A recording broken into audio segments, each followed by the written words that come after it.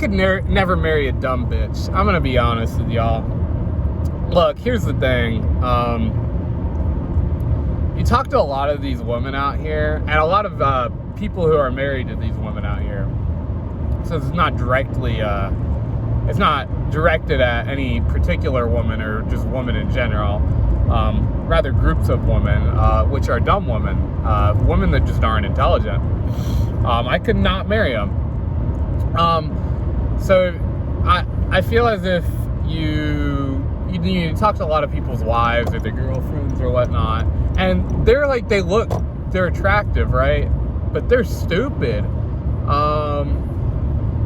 And I just couldn't do that, is what I'm saying. To not be able to have a mentally stimulating conversation with someone you're supposed to be with for the rest of your life, or someone that you love or even like, it just isn't going to work for me. I think a big part of that is too that, like, I'm surrounded by lots of really smart people, lots of really smart women, at least at the school I go to, because the barrier to entry is quite high, and almost everyone there is as smart as me, if not smarter, right? Especially if they're from out of state. They're almost definitely smarter than me, like IQ-wise or whatnot. Now, how someone acts, they may or may not be smarter. Dude's riding in the left lane for no reason. So that is also another important thing. We'll get to it in a little bit. But basically, yeah, I couldn't do it with a dumb bitch. It's just not, it wouldn't work for me. Because if you have a conversation with someone and you can't even learn anything new from them, a conversation's almost meaningless to them. It's just small talk, which I quite enjoy small talk, actually. I really like learning stupid things.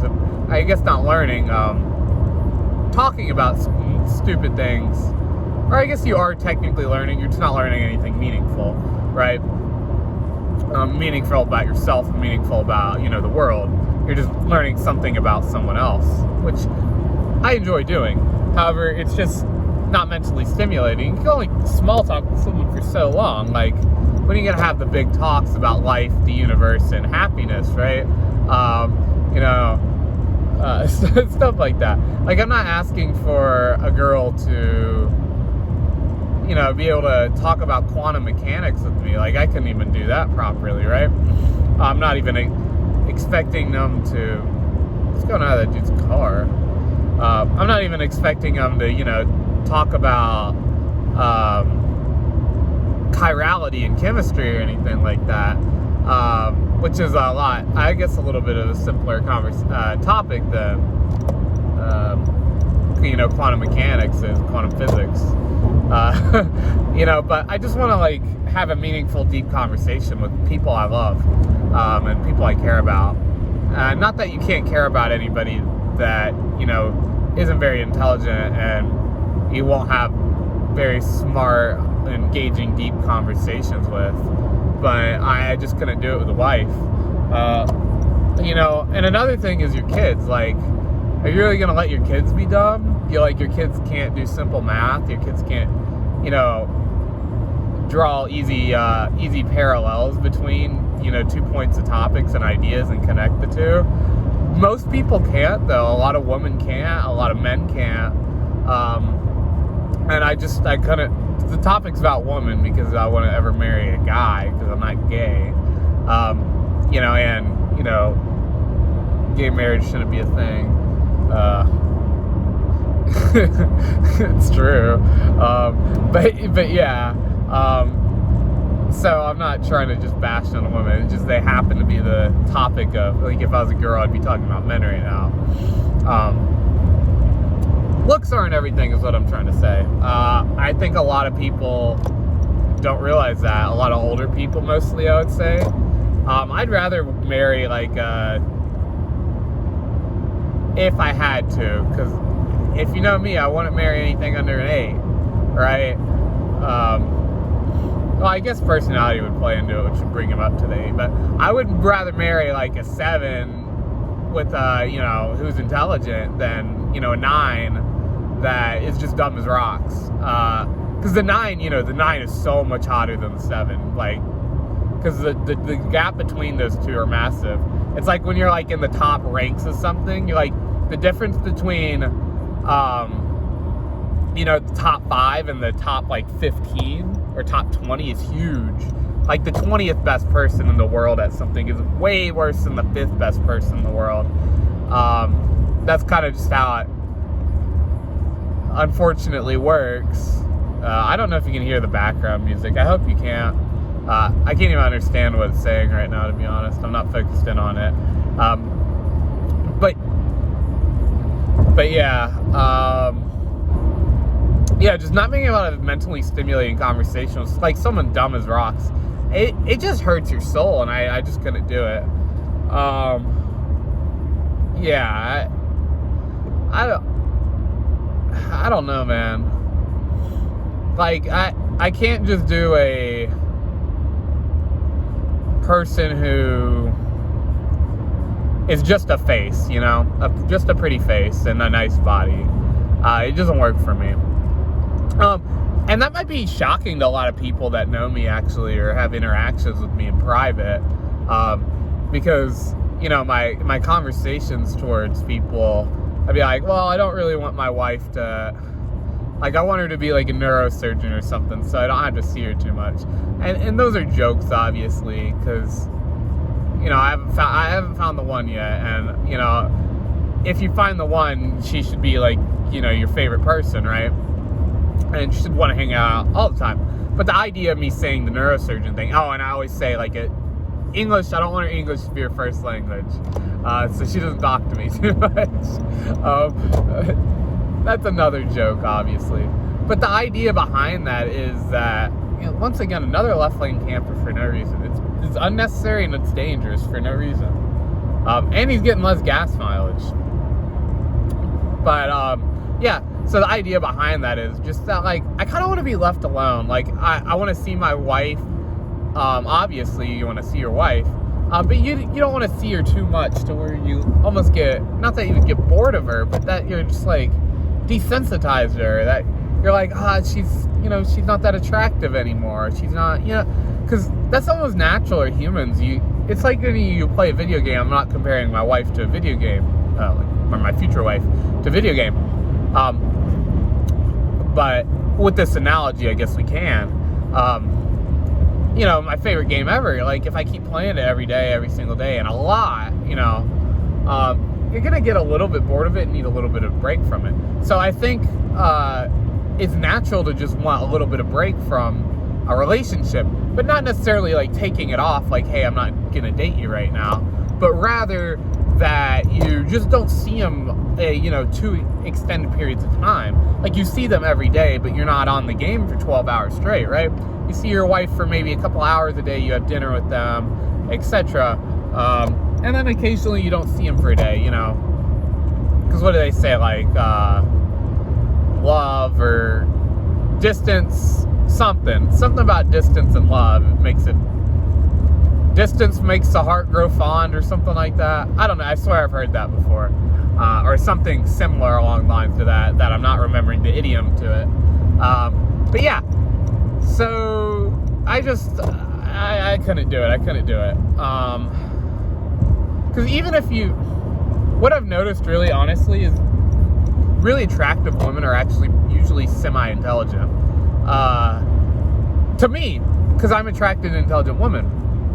I'm not attracted to dumb broads. Like, you could be almost a 10, and if you're retarded, like, I wouldn't marry you, to be honest. It just wouldn't work for me. Because unintelligent women tend to be more shallow. They tend to be more materialistic. They tend to be, they're a worse conversation overall. We've gone over that. But they're just usually worse human beings to be around. Especially for a wife. I just don't think they're good wife material, and I don't think they're good mom material. Because, your wife should be good. That dude is bumping in front of me. they should be good mom material, because the idea of marriage, is to, get married, live together, have sex, have kids, and start a family, right? That's the whole idea of marriage, because you can't have sex without marriage. So your wife should be a good mom material, and I don't think dumb women usually are good mom material.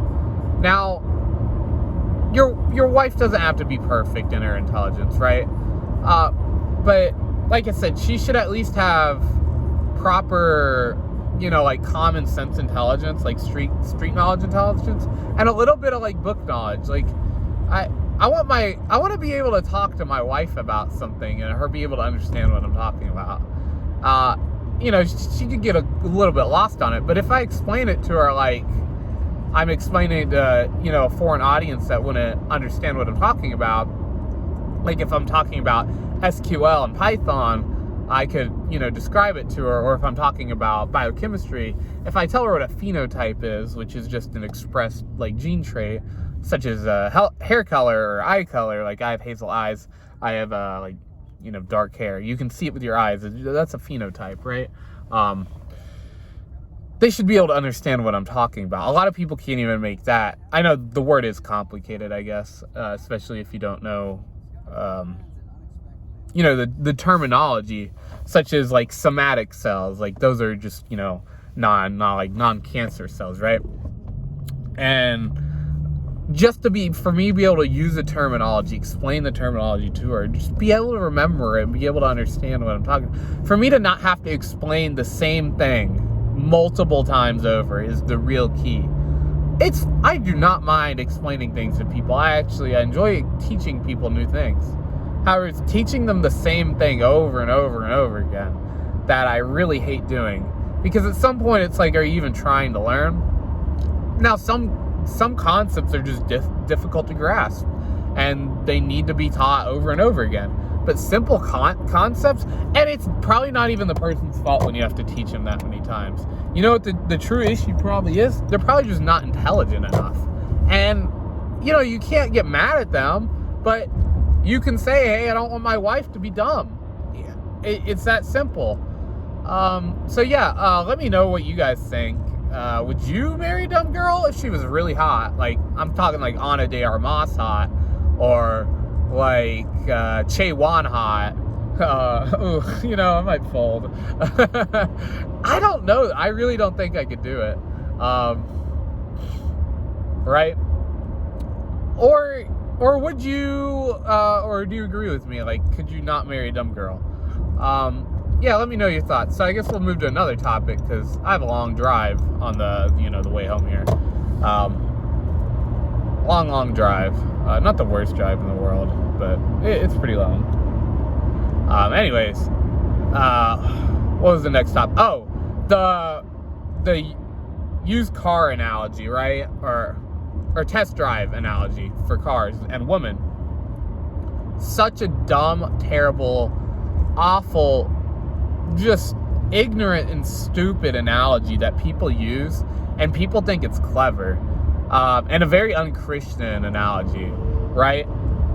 Basically, I guess today's topic of the second part, jeez, almost got killed. Not really. It was a paper or a plastic bag came flying at my windshield. But today's topic of the video or the second part of this video, is that most people are degenerates. And it's just true. Most Christians are degenerates. And not to, judge them and not look at, the own plank in my eye, because I do degenerate actions at certain times for sure. And I'm not even going to deny that. But there's a difference between doing degenerate actions, knowing they're wrong, and promoting degeneracy in a society and towards other people, and then not knowing that it's wrong and agreeing that it's right, or knowing that it's wrong and still promoting the idea, and not knowing that, and knowing that what you're doing is wrong and not really caring, right? Because sex before marriage is wrong, morally, and and honestly, just like for optics, it is just a bad thing to do. lower satisfaction in sexual life when you're married. If you had sex before marriage, way higher increased chance of sexual transmitted diseases. Whereas if you're a virgin and your other partner's a virgin and you both have sex with each other for the first time when you're married, even if, unprotected sex, right? Sexual transmitted disease chance is basically zero, right? Near zero.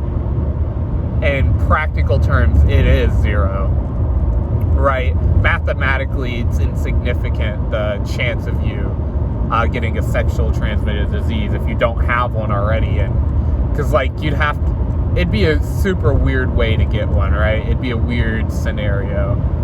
Like a needle on the playground gave you it, and then stuff like that. So it's just it's morally wrong because God commands us to not have sex before marriage. And then it's also just it's literally bad for your marriage in the future.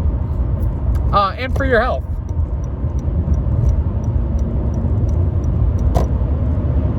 Okay, I might have illegally passed there. It was fine though.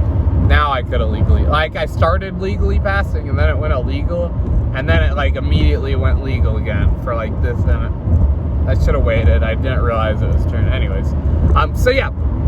So if you haven't heard the analogy before, it's you wouldn't buy a car before you test drive it, and that's to say that you should have sex before you marry a girl, right? Or that you even date a girl, I guess is what they're saying too. And that's just an awful analogy, because one, it compares your wife to a car. I don't know if you might. I don't want my wife to be test driven. So that already sets a bad standard for your wife. So not only are you objectifying your wife, which I'm not even getting the whole sexist, I don't care, right? But to objectify your wife, really? That's that is your ride or die. That is the most important person to you in your entire life. More important than your kids, more important than your mom, more important than your dad, more important than your brothers, more important than your sisters, right? That is the most important person you'll ever have, and more important than your friends. The most important person you'll ever have in your life is your wife. A lot of people don't understand that. And it's hard to actually grasp that to them, especially the kids part. Your wife should be more important to you than your kids. It's actually commanded to you. Because you are joined in one. You're one person, right? One household, one head. Anyways, but just to objectify your wife like that, to say she's a car and that she should be test driven before to try her out, not only does that imply that she has been test driven before, and the truth is, if she had sex with you before marriage, she probably had sex with someone else before marriage. Well, there's a good chance, or a small chance, even a decent chance maybe, that the first time your wife ever had sex was with you, right?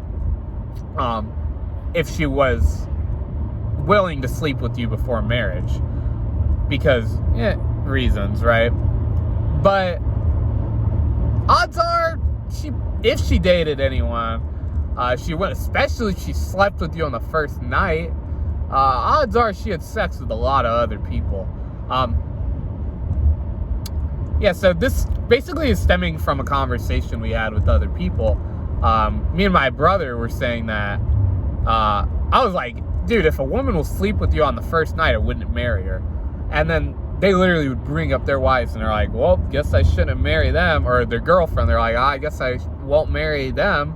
And I'm like, yeah, I wouldn't marry a person. Look, and people change over the years. Your wife is an incredible, these people, they're great people, right? They're great people to hang around. And their wife is great, right? But people change. And people, what was I gonna say? People's preference and what they choose for their wives are also different. Like for me, I want to choose an unintelligent woman, and I also wouldn't choose a woman who would have sex with someone before marriage on the first date, right? I just wouldn't do that. And so people's standards for their wives and for themselves are so low. We have to get rid of degeneracy in society. We shouldn't. It's one thing I'm going to start doing now, to be honest. When people are talking about casual sex, I'm not going to condone it anymore. Not that I condone it early, but like I would join in and be like, oh, did you, like all the usual stuff. And I think from now on, I really got to just never do that, because condoning degeneracy is just wrong. Just morally, like, why, I understand I'm joking, but I don't think people understand that I'm joking. Because when you talk to other people, because I realize people aren't joking when they're talking about degenerate actions. Because at first I assumed, like, people are just joking, like, they don't do all these, like, degenerate actions and then go telling people about them. Which everyone does, like, degeneracy, right? But to tell other people and kind of brag about it, right, is a whole nother story to me. It's like bragging about watching porn. It's like, sure, you might do it, but you don't go telling everybody about it, because it's wrong, you know what I'm saying? We gotta stop promoting it, and we gotta stop joining in on it, right? Be like, oh, did you tap that milk? No, what are we doing? Like, literally, what are we doing?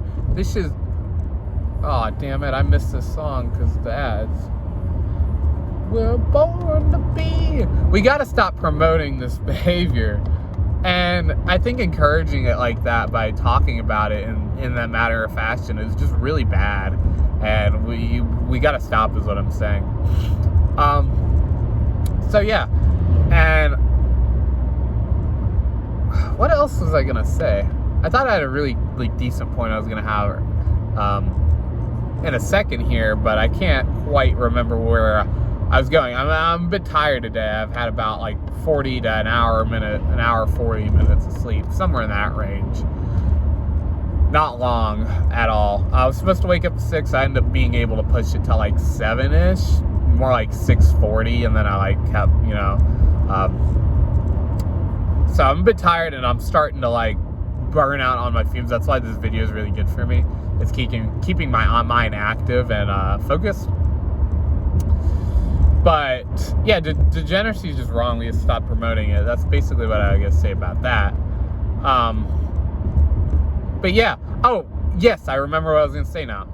But older people's idea, and maybe younger people's too, but from my, conversations is mostly older people. Their perception of value on humans is super skewed, right? First of all, they think it's a bad thing if you don't have a girlfriend, right? My value as a person is not defined by whether or not I have an active sexual life, right? And you could just call this cope, but first of all, I could go sleep with any broad I wanted to, right? Or not like anybody, if that makes sense, but like I could go find a girl and sleep with her. Wouldn't it be hard? Not, especially on a college campus. Not a difficult task whatsoever, especially if I want to partake in like party activity, like drinking and doing drugs. Or I guess drinking is a drug. It's just a different class of drug. Excuse me. Sorry about that. But yeah, it wouldn't be difficult at all. And those of you who go to college or have gone to college can, tell me and agree, because you probably would agree. Depending on your campus, it might be a little bit different, but sleeping around is not uncommon at a college campus at all. It wouldn't be difficult. I'm like a mildly attractive guy. I'm like anywhere from the range of like, I want to say a 5 to a 6, right? Like, I'm fuckable. I'm probably a 7 to some people. Like, that's...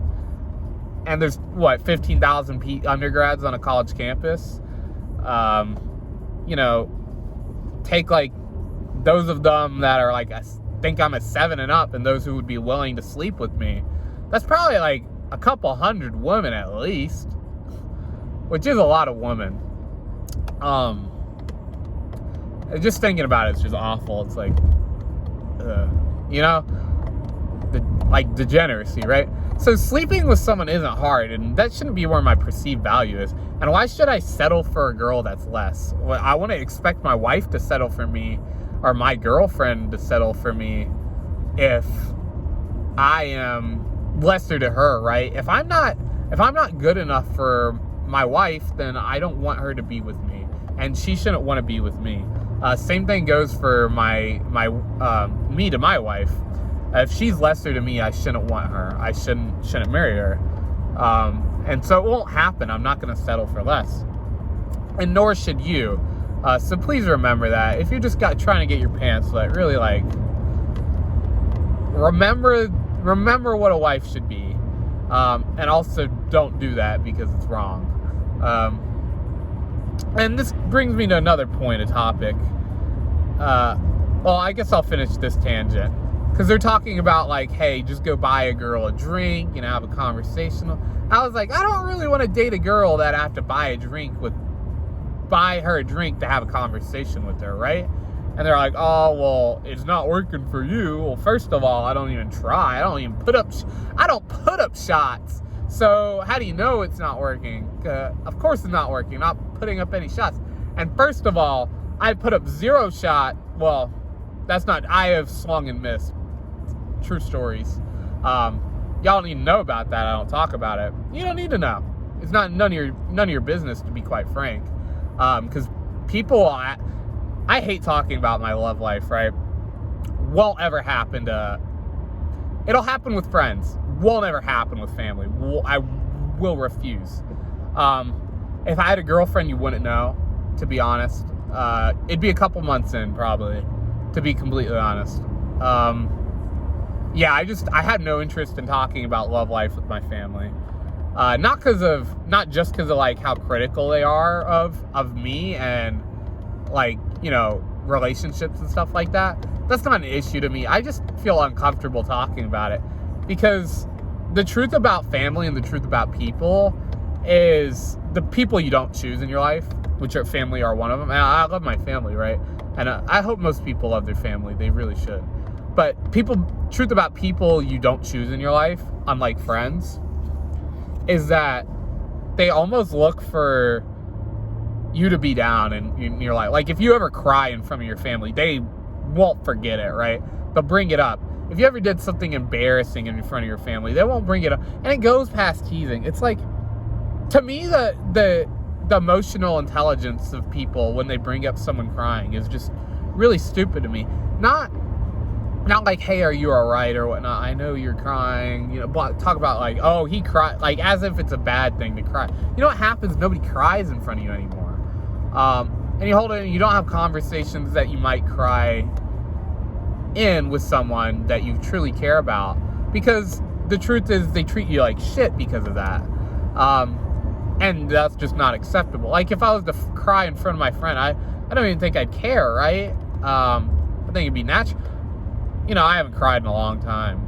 I think I was 17 the last time I cried, or 16. One of those ages. So it's been about, 4 years or longer. And it's like, it sucks. And I think a lot of it is just growing up. Like, there's just not too much to cry about. And then partially it's because of how people treat you when you cry. People treat you when you're vulnerable. The last thing you should ever show to someone is that you're vulnerable, right? And that's awful. That's awful that I have to say that, but it's true. And it's mostly because of how families act when you are vulnerable. Most friends don't act that. Your friends shouldn't act that way. Are they really your friends if they do? So it's like, what was I even talking about? Was I talking about perceived value? Yeah. So my perceived value is not in having a girl. And a girl's perceived value shouldn't be in having a man. Especially for a dude. Like, honest, it's a little misogynistic or sexist or whatnot. But, like, the last thing of value about a man is, like, having a woman. Like, the woman's the prize, right? because the woman's beautiful. Her, you know, her society's perceived values, like how she looks, how she is, how attractive she is, etc. I'm not saying that's fair to her or that it should be that way, but a man's perceived value is usually in how much money they make. Looks are usually on the very big back burner, like what job do they have, how important are they, right? And it is really messed up that it is that way, to be honest. It's a little bit natural instinctively, but it's the way how we do it. It's like a man's value should also be in like their looks and how they act and stuff. It shouldn't solely be, because it is mostly solely in like what job do you have and stuff like that. And it's like that should be like most of their value, but not. And then once again, like value to whom? To society? To you? So to you, it should be different if you're my friend, right? It should be how I act, how I am as a person. Shouldn't care how attractive I am. Now, if you're my wife, you should care how attractive I am and how I am as a person. And then maybe a little bit of like what I do, like how much money are you making? It does matter. These things do matter. Some things should be on the back burner more than others, though. So yeah, I guess that's my point with that. They just have, older people tend to have such a skewed perception of perceived value towards people. And it's like, do you think that little of yourself and that little of the people you're with, that their value is in, oh, I had sex with someone, like, oh, you're doing good in your life? Or, oh, you have a girlfriend, like, oh, you don't have a girlfriend, oh, well, you have a sad life. Believe it or not, I really enjoy my life right now. It is finals week, so I don't enjoy it too much right now, but after finals week, it's been great again. Yeah, going to church tomorrow is going to be nice. Yeah, I missed church. I haven't gone in a bit because I haven't lived at, I'm not going to say where I live, but I haven't lived at where I was living, so I've been commuting to school for the last, since Thanksgiving, and it's been a little bit rough. I haven't been able to go to church, really. I should probably just have gone to church here, though, so that's an excuse. But yeah, excited to go back there. And, what was the other tangent I was going to go on before I stopped myself and finished the perceived value talk? I'm trying to think it through. Postman. Where was I? Drinks. I really don't know. I bet you someone in the, watching this is like, oh, I know exactly what you're talking about, or what your tangent was earlier, and now I'm really mad. It's partially I'm getting very tired right now. Not like I'm gonna fall asleep tired, but like groggy and not mentally sharp, not mentally focused. Like even the word sharp did not appear into my head. Focused was gonna be the first word that came to mind, and thoughts are literally like right there, like factory reset of the brain. Like thoughts are leaving my brain as I'm talking. I need some food. I just need to rest my eyes, basically. I'm very short being home. I'm not gonna like fall asleep at the wheel or anything. Like I'm perfectly fine to be driving, not an issue at all. However, having a stimulating conversation and actually thinking about a lot of things is a little bit difficult right now, to be completely honest. And imagine how you could be so okay. Where was I, though? I'm a little bit disappointed in myself. I guess we can go on a different tangent, though. And maybe I'll either remember or I will happen to go on the same tangent as another person. But I guess we can talk about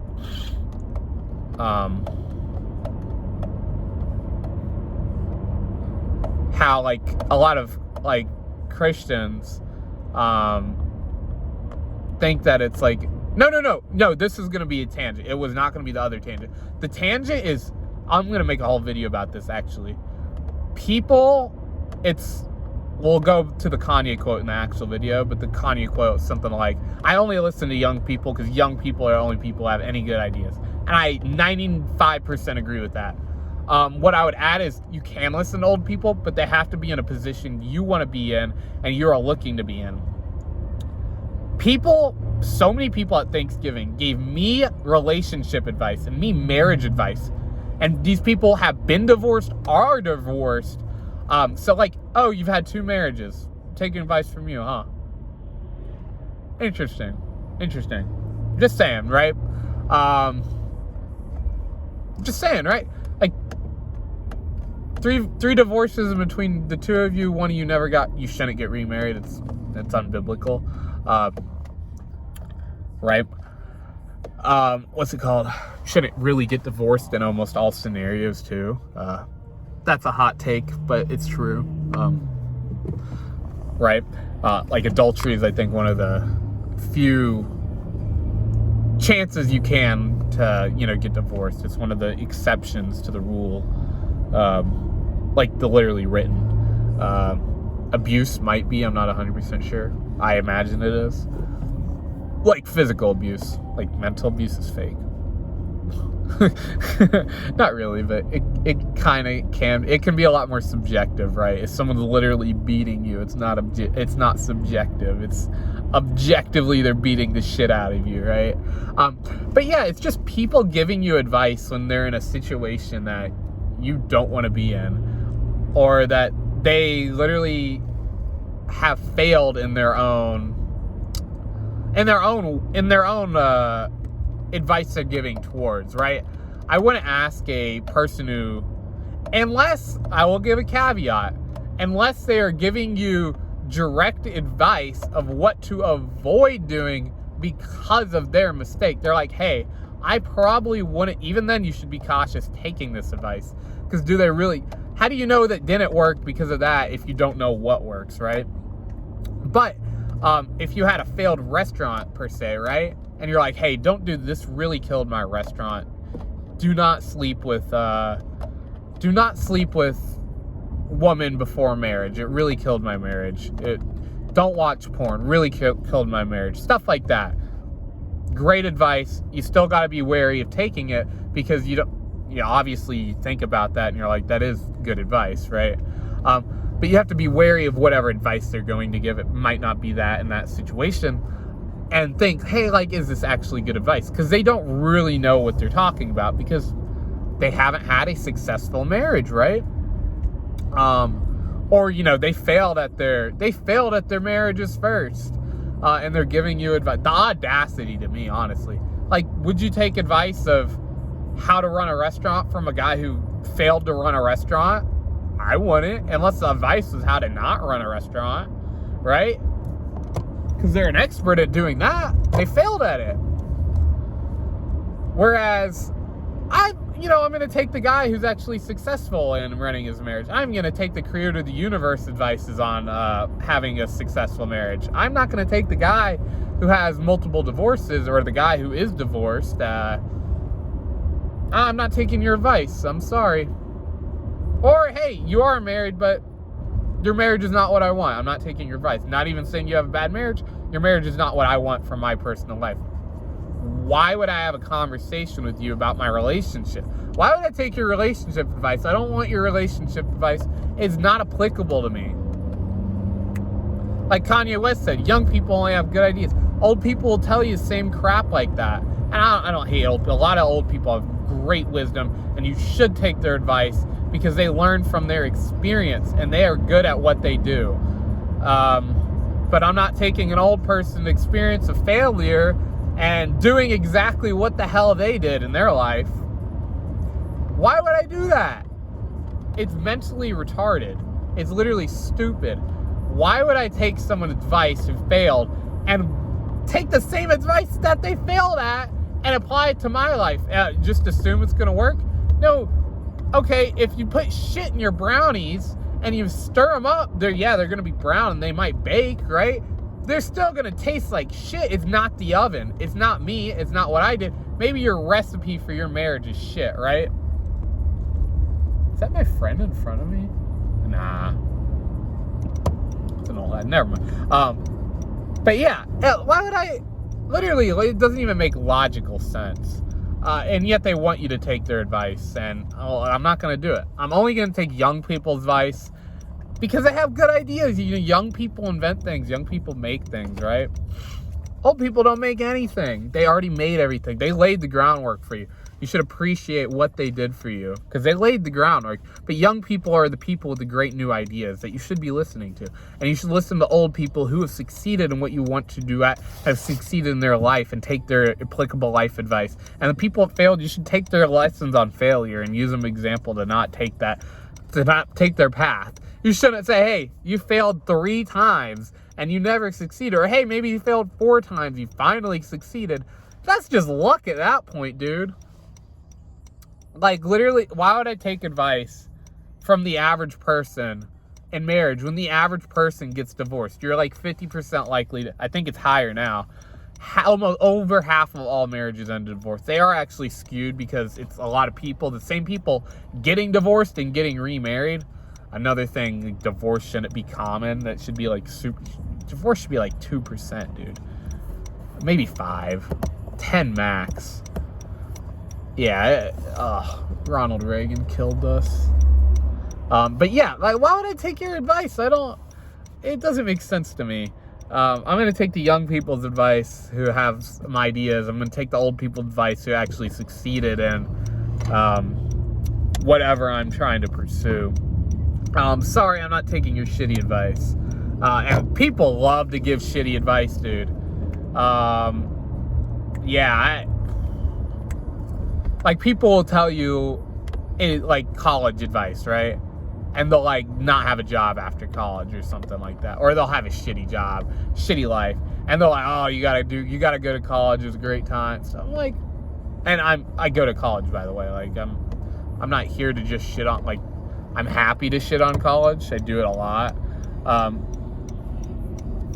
But, like, what I'm trying to say, though, is like, okay, if you failed at your own advice or your advice didn't work out too well for you, why would I take the advice, right? It's not applicable to me, and it's not smart for me to take that advice, because it's not good advice. It's not working. So I got home. So yeah, let me know what you guys think. A bit of a long video. So yeah, one more final to go. We got this.